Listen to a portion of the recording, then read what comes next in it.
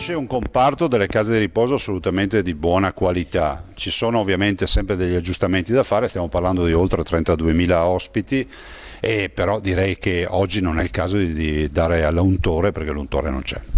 Perfetto. E per quanto riguarda i dati specifici sulle case di riposo che hanno avuto una valutazione negativa, i nomi verranno dati quando? Beh, usciranno dopo aver avuto le relazioni. Devo anche dire che noi confermiamo che questo blitz fatto con una task force non sarà l'ultimo, nel senso che pensiamo che sia fondamentale comunque fare dei controlli a campione anche nei prossimi mesi. Allora, chiedo anche a lei un commento sui dati che sono usciti e sul perché si è deciso di fare questa azione di controlli, diciamo, sorpresa. Ma il perché è un perché facile, nel senso riteniamo che sono strutture importanti, gli anziani sono importanti, hanno dato un contributo importante alla nostra collettività, vanno salvaguardati e tutelati, e quindi il minimo era controllare, verificare, oltre i controlli abituali che ci sono previsti, a dei controlli spot, dei controlli anche dei blitz, insomma, come quello che è stato fatto. E i risultati di questi controlli, ci può dare, diciamo, una visione di insieme di cosa esce da questi dati? Sì, allora noi abbiamo controllato un 10% delle strutture pubbliche e private presenti in Veneto, ossia 34 strutture. Ne emerge, come è stato detto, un dato positivo, non abbiamo situazioni di maltrattamenti oppure situazioni di anziani che non vengono curati anche da un punto di vista di igiene personale, eccetera.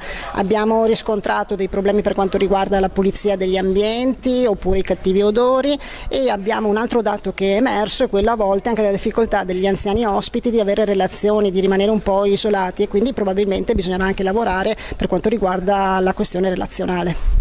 E per quanto riguarda le strutture che sono state giudicate insufficienti, appunto di cui non si sa ancora il nome, quali sono le contromisure che verranno prese?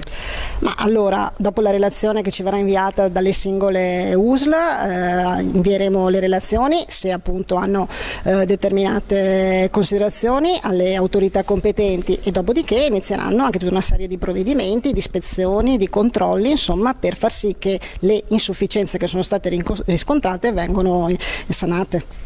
Comunque si tratta di casi magari che sono al di sotto degli standard, ma non ci sono casi particolarmente gravi, non ci sono casi di maltrattamenti che avete rilevato? No, ripetiamo, allora siamo un'isola felice, le strutture in Veneto sono gestite bene, con dei picchi insomma in alto, alcuni più in basso, però le persone sono, e questo ci interessava, gli anziani sono accuditi bene, sono trattati bene, da un punto di vista anche dell'alimentazione, tutta la cura sanitaria è presente, è stata anche rafforzata, ci sono però delle piccole cose, piccole o grandi, insomma, che vanno comunque migliorate, rafforzate. È nostro dovere, credo e obbligo, incidere anche in queste cose.